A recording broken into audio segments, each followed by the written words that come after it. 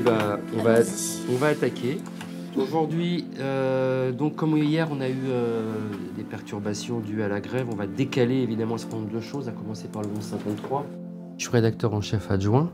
En fait, j'organise la journée, j'organise le travail, j'organise le contenu. On connaissait l'existence par exemple d'une communauté juive historique, la Maison Sublime. Au moment de la conférence de rédaction, on crée un conducteur qui est vraiment une partition. C'est la partition du journal, qui est aussi la playlist, qui est censée regrouper tous les événements qu'on doit avoir dans le journal.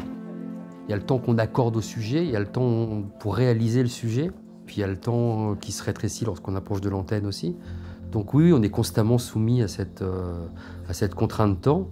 Mais voilà, après c'est on le sait. Enfin, donc ça fait partie de notre quotidien. C'est un petit 16h48, 17h à peu près. J'ai vu. On anticipe sur ce qui n'arrive pas, sur ce qui peut ne pas arriver. On essaie de compenser, de trouver on a toujours quelque chose pour remplacer. Normalement, ça fait partie du boulot d'ailleurs. Anticiper sur les problèmes aussi. Normalement, c'est notre travail. C'est une grande maison avec ses rouages, rouages qui parfois peuvent devenir des contraintes. Néanmoins, comme on dit, de la contrainte naît la créativité. Je pense que tous ensemble, mais chacun aussi individuellement, a bien conscience du travail collectif que nous faisons. Moi, je suis persuadée que les uns sans les autres, on n'est pas grand-chose. En revanche, quand on fait équipe et qu'on regarde dans la même direction, ça nous donne une force.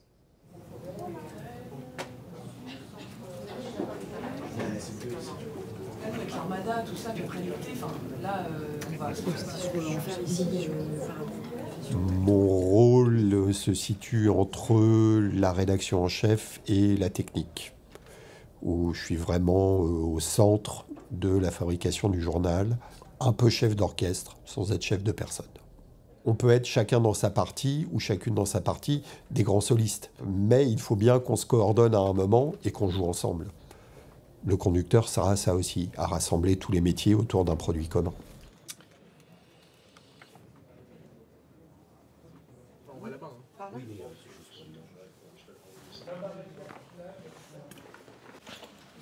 C'est parti. Moi, j'aime beaucoup le terrain. Parce que on fait ce métier parce qu'on a envie de donner la parole aux gens, un peu raconter leur histoire.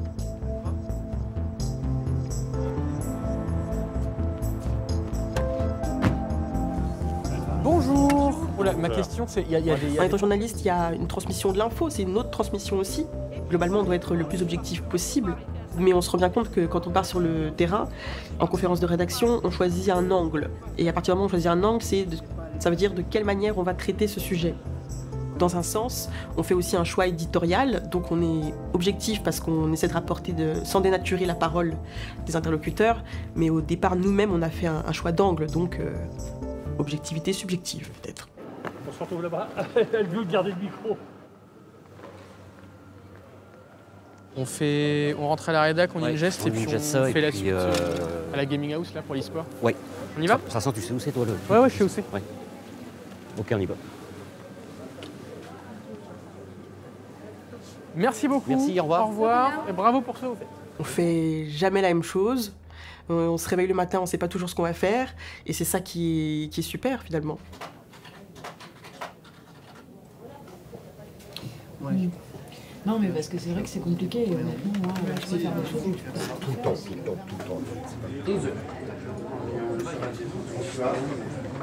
Ou alors on fera la transition vers l'autre en disant... parce que l'autre, elle est bien sur le côté la société qui limite les... Ça permet. Ça permet aussi. Honnêtement, ça. Il y a un club. Donc pas systématiquement chez nous. On a 30 clubs partenaires sur la ville de Rouen le samedi. Ok. La recette.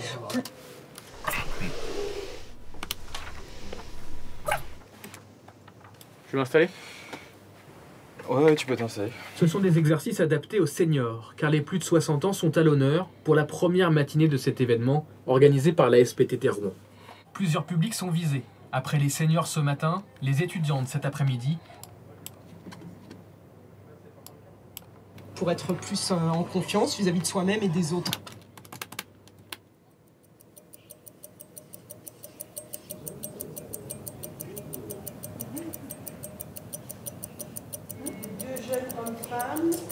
Commencer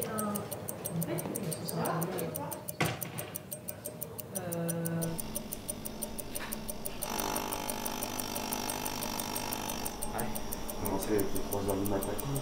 Ah ouais. Antoine, c'est jumelle à la télé. Qu'est-ce qui s'est passé alors? Bah, le gouvernement engage sa responsabilité. Enfin, 49.3, quoi.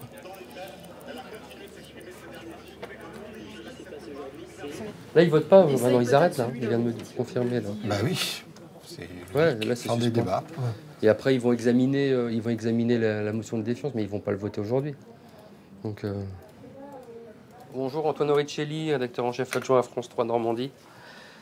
Bonjour, oui, je vous dérange pas longtemps. Vous vous doutez pourquoi je vous appelle? On va essayer un député. D'accord.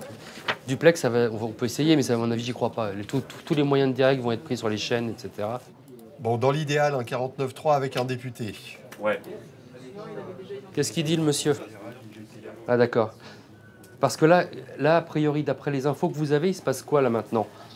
Ouais. Je vais appeler mes collègues de Paris, voir si quelqu'un peut recueillir sa réaction. Oui, ça serait pour 19h, pour notre journal de 19h. Canard régional, hein, je parle. Ouais, je sais. Oui, non, bien sûr. Ah non, mais ça nous permettrait de mettre 2 bouts de sonore, pas forcément trop longs si on n'a pas le temps, tu vois. Avec quelqu'un qui nous fait l'analyse autour. Pour l'instant, blocage, campus Mont-Saint-Aignan. 49.3 plus les barrages, quoi. Une journée d'agitation politique et sociale. Voilà, faut que tu le joues comme ça. Ils partent sur un 2,30. Ah, bon, ok, on marque. Après, ils avaient besoin de leur tailler, visiblement. Ils partaient sur un 4 minutes, je crois, ou un 4,30 à ramener à 2,30. Donc... D'accord. On titre? En titre. Sur le 49.3? Bah ouais, c'est ça.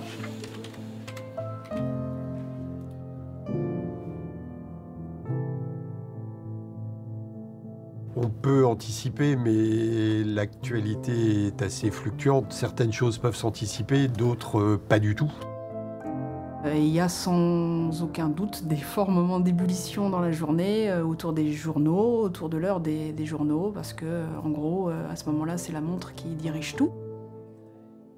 Il a eu une étudiante qui parle du fait que les jeunes doivent se mobiliser, il a un syndicaliste faux, et il a aussi un enseignant qui parle du fait de peut-être bloquer l'épreuve du bac, etc. De toute façon, on va faire un peu le ménage, hein. Donc là, on a 23, 26, on a 2 fois trop. 49.3, il n'y a plus de démocratie. On n'a plus rien à dire, ils font ce qu'ils veulent. Bah non. On n'est plus dans un régime démocratique puisqu'ils ont envie de faire passer quelque chose, ils le font passer coûte que coûte malgré la mobilisation des gens. L'ambiance est plutôt calme sur ce marché près de Rouen, mais il suffit d'approcher quelques passants pour que les langues se délient rapidement. La loi n'est pas encore passée, mais beaucoup sont préoccupés. Ils ont envie de faire passer quelque chose.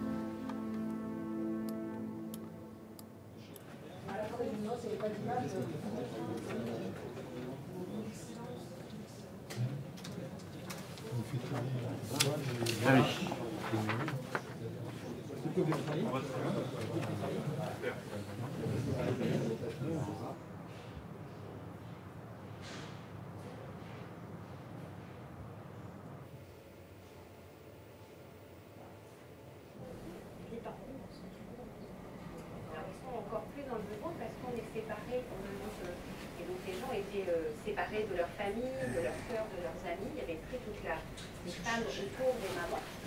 Dans ce jour 17 mars, le gouvernement fait le coup du 49.3. L'exécutif a choisi de se passer du vote des députés, une décision qui n'a pas manqué de faire réagir dans les rangs de l'Assemblée, mais aussi dans la rue. Son œuvre est fermée au public. Il y a une petite montée d'adrénaline, toujours. Je me dis que si on n'a plus cette boule au ventre avant d'aller en plateau, c'est qu'on n'est pas prêt. Moi, j'ai toujours un petit truc, c'est que je pense à ma mère, en fait. Quand je présente, je me dis qu'il y a ma maman derrière, donc ça marche toujours, c'est super. Allez, attention pour nous. Top. 9-1.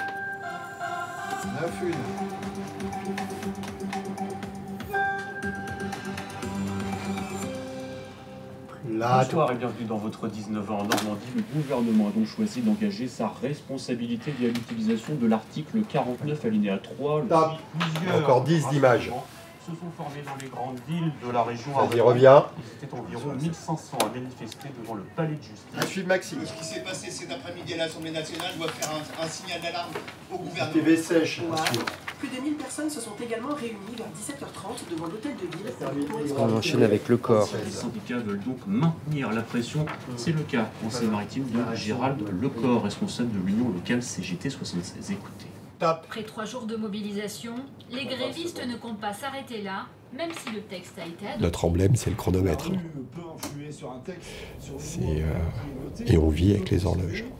On a des horloges dans tous les coins parce que on est soumis à un horaire.